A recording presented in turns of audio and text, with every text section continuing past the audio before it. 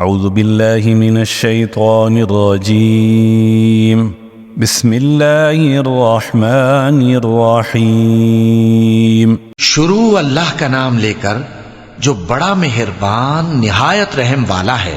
قل اعوذ برب الفلق، کہو کہ میں صبح کے مالک کی پناہ مانگتا ہوں من شر ما خلق، ہر چیز کی برائی سے جو اس نے پیدا کی، ومن شر غاسق اذا وقب، اور اندھیری رات کی برائی سے جب اس کا اندھیرا چھا جائے، ومن شر النفاثات فی العقد، اور گنڈوں پر پڑھ پڑھ کر پھونکنے والیوں کی برائی سے، ومن شر حاسد اذا حسد، اور حسد کرنے والے کی برائی سے جب وہ حسد کرنے لگے۔